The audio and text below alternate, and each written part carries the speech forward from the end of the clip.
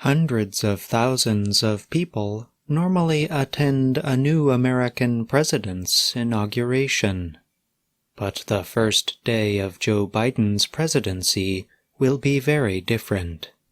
Because of the coronavirus crisis, the official presidential swearing-in ceremony, to be held January 20th, was already going to be more low-key.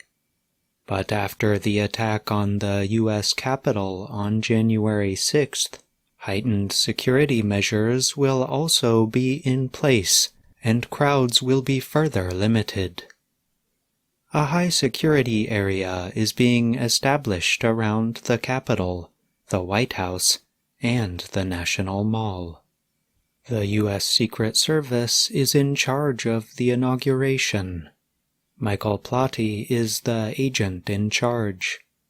He said to help deal with possible security threats, there will be increased communication between local and federal police.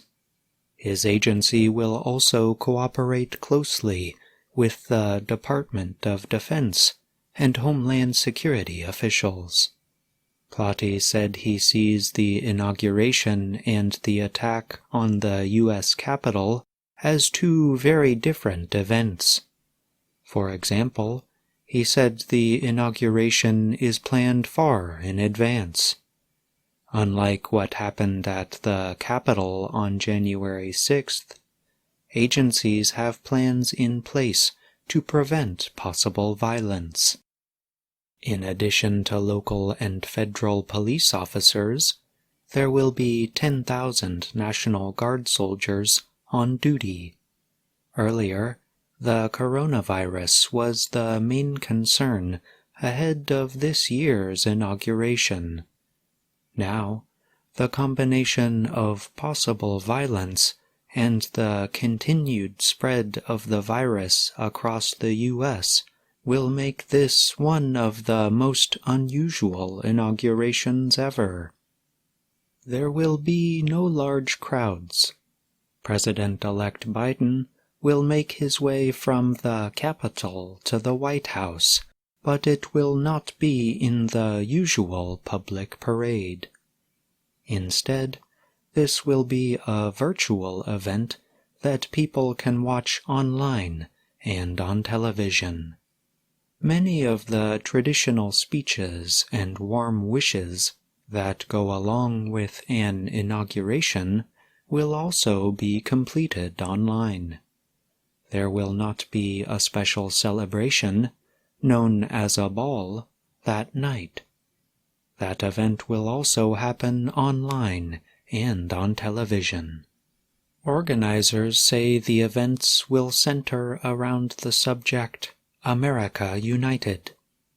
Throughout his campaign for president, Biden has talked about being a president for all the people and has suggested he will seek to heal a nation divided by major political disputes. Hollywood actor Tom Hanks will host a special television event to welcome Biden to the White House. Musical performances will be given by Justin Timberlake, Jon Bon Jovi, and Demi Lovato. Here is an example of how few people will attend the inauguration. Usually, each member of Congress receives about 40 tickets to be given to friends and supporters from their states to attend. Under that system, at least 20,000 special visitors were invited to come to the inauguration. This year, each member of Congress gets only 2 tickets.